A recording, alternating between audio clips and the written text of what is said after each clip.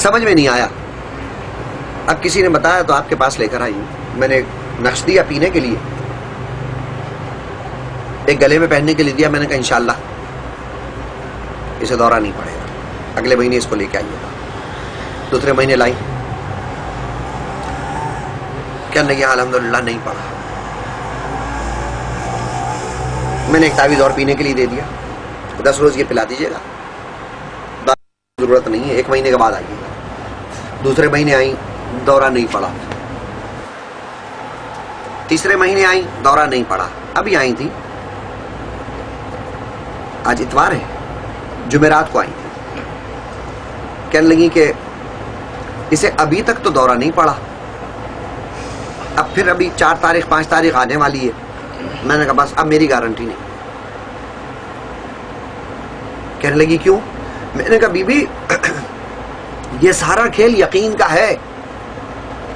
اس بچے کو یقین ہے آپ پر, آپ کو یقین ہے میرے پر, لیکن آپ کو 4 مہینے زندگی میں جب سے اس کو دورے پڑ رہے ہیں, 8 سال 10 سال ہو گئے, اس کی عمر ہوگی کوئی 13 سال کی 14 سال کی. اس کو 7-8 سال میں کبھی بھی ایسا نہیں ہوا کہ کوئی مہینہ خالی گیا ہو. مہینے کی 4-5 تاریخ کو 3 تاریخ کو رات میں دورہ پڑ جاتا ہے. لیکن یہ 4 مہینے ایسے گزرے ہیں بغیر کسی دوا کے, صرف ایک تعویذ پہننے کا اور ایک دعا آپ کو پڑھنے کو بتائی کہ یہ اس پہ دم کر دیا کریں. آپ نے میرا دل توڑ دیا, میرا یقین توڑنے کی کوشش کی کہ اب تک تو نہیں پڑا, ابھی پھر 4 تاریخ آنے والی ہے. کہنے لگے نہیں. میں نے کہا آپ کا یہ اب تک بتا رہا ہے کہ میں منتظر ہوں, آپ کا دھیان لگا ہوا ہے کہ اب کب پڑے گا, اب تک تو نہیں پڑا. آپ دیکھیے جب 3 مہینے 4 مہینے گزر گئے نہیں پڑا تو میں پوچھوں کہ اب دورہ تو نہیں پڑا؟ بولا نہیں, مجھے امید ہے انشاءاللہ نہیں پڑے گا. کہنے لگے ایسا یقین ہمارا کام. میں نے کہا ٹھیک ہے, نہیں آپ ایسا دم کریں. میں نے کہا دم ہم کی بات نہیں ہے, بات ساری یقین کی ہے. آج فون آیا کہ کل رات کو, یعنی گزشتہ سیٹرڈے نائٹ, کل رات کو اس کو دورہ پڑا. میں نے کہا, بولی ہم سے غلطی ہو گئی. میں نے کہا غلطی کی بات ہی نہیں, بات ساری یقین کی ہے. دیکھیے میں آپ سے پیسے نہیں لیتا, میرا یقین اللہ پر ہے کہ اس کو نہیں پڑے گا. آپ کو بھی میرے ساتھ اس یقین میں شامل ہونا ہے. ایک فضا بنتی ہے, ایک میگنیٹک اسپرچول فیلڈ بنتی ہے اس یقین کے ذریعے. میرا تو یقین یہ ہے کہ اگر میرے پاس نابینا آ جائے اور میں خدا کی قسم کھا کر کہتا ہوں کہ میں اس کے لیے جو طریقہ کار ہے دعا کا, میں یقین کامل کے ساتھ اس کے لیے دعا کروں, یقین کامل کے ساتھ, وہ نابینا بینا ہو جائے گا. نعرہ تکبیر, نعرہ رسالت, نعرہ حیدری. یہ کوئی خطاب نہیں ہو رہا, نہیں. دعا کرنے کا بہترین طریقہ یہ ہے کہ خدا کو مخاطب کر کے پورے بھروسے اور یقین سے دعا کریں, اور کامل یقین رکھیں کہ دعا ضرور پوری ہوگی. ساتھ میں اپنی دعا کی تکمیل, یعنی اس کے پورے ہونے کا معاملہ کل اسی کو سونپ دیں. جیسا کہ ہمارے یہاں کہا جاتا ہے نا, بس ہمیں اللہ کافی ہے. کیا مطلب؟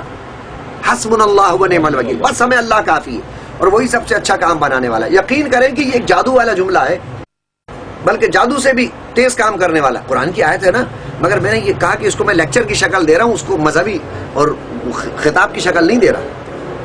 مگر اس میں یقین ضروری ہے کہ جب آپ یہ جملہ پڑھیں نا, حسبنا اللہ و نعم الوکیل, بس ہمیں اللہ کافی ہے اور وہ سب سے اچھا کام بنانے والا ہے, تو اس میں یقین. اگر یقین ہے تو آپ دیکھیں گے کہ آپ کی دعا کتنی جلدی پوری ہوتی ہے, اور یقین کی کمی ہے تو اس میں عزم بھی بیکار ہے. دعا کے لیے خاص کیفیت کی ضرورت ہوتی ہے.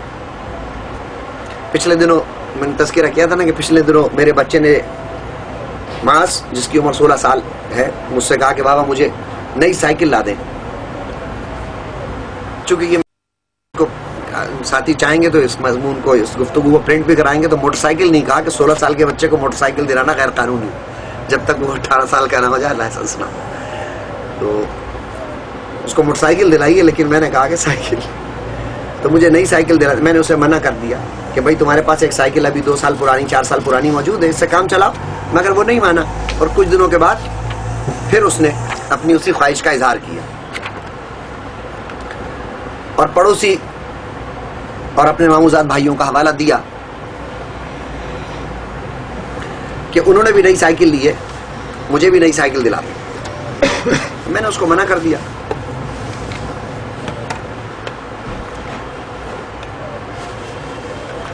کہ میں ابھی نہیں دلا سکتا.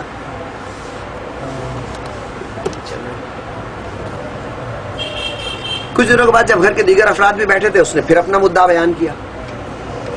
میں نے پھر اسے منع کر دیا کہ بھائی میں نہیں دلا سکتا نا, ابھی تمہارے پاس ہے 3-4 سال پرانی ہے.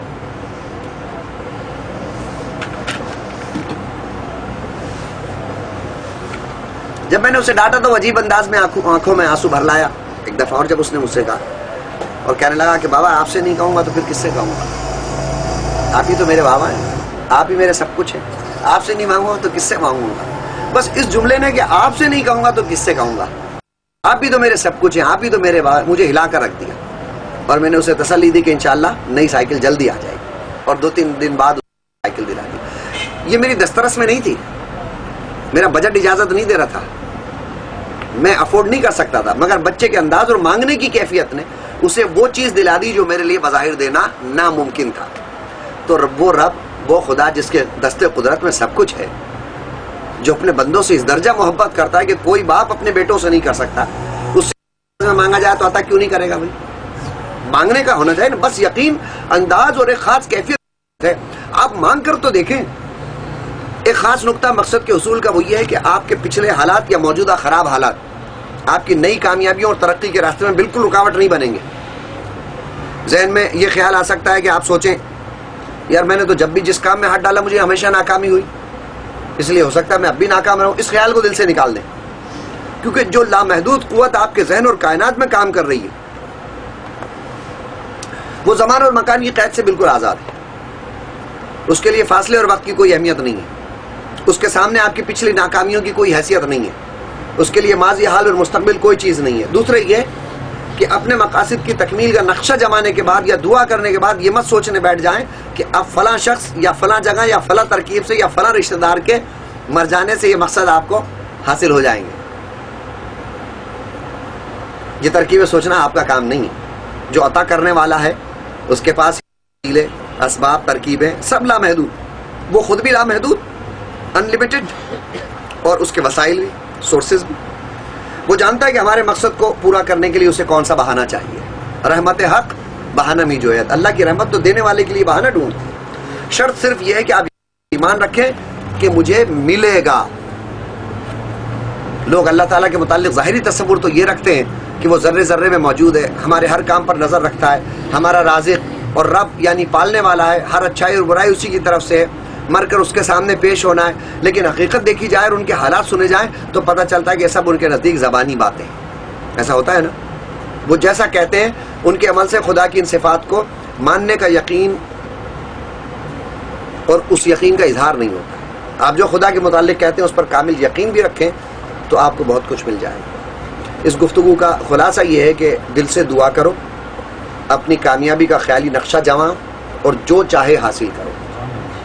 دعا سے مراد یہ ہے کہ جب کوئی مشکل پیش آئے, جیسے آپ مشکل میں اپنے والد والدہ یا بڑے بھائی بہن, استاد, دوست, پیر سے بات چیت کرتے ہیں, کسی مسئلے کے حل کے لیے یا مشورہ چاہتے ہیں, رہنمائی چاہتے ہیں, بس ویسے ہی آسانی سے, ادب سے اللہ تعالیٰ سے سیدھے سادے الفاظ میں, میں اکثر کہتا ہوں نا کہ اللہ سے بات چیت کرنا سیکھ لو, تو سیدھے سادے الفاظ میں اپنے مسئلے کے متعلق بات چیت کریں. بات چیت کرنے کے لیے ضروری ہے کہ ہم اسے اپنے قریب محسوس کریں, اپنے گھر میں, دفتر میں, روڈ پر, گاڑی میں. یقین رکھیں کہ وہ ہر جگہ موجود ہے, ہر کام میں میرا مددگار اور بہترین رہبر ہے. اسی طرح یہ یقین ایک مسلسل خدائی یاد بھی ہو جائے گا اور آپ کا ہر کام اللہ کے سپرد ہو کر کامیاب بھی ہو جائے گا. یہ ایک طرح سے عبادت بھی ہو گئی اور ذکر اللہ بھی ہو گیا, اللہ کے ساتھ تعلق کا عمل بھی ہو گیا. چلتے پھرتے, اٹھتے بیٹھتے ہر وقت یہ خیال کہ اللہ میرے ساتھ ہے. یعنی اس طریقے میں آپ کو کسی خاص جگہ بیٹھ کر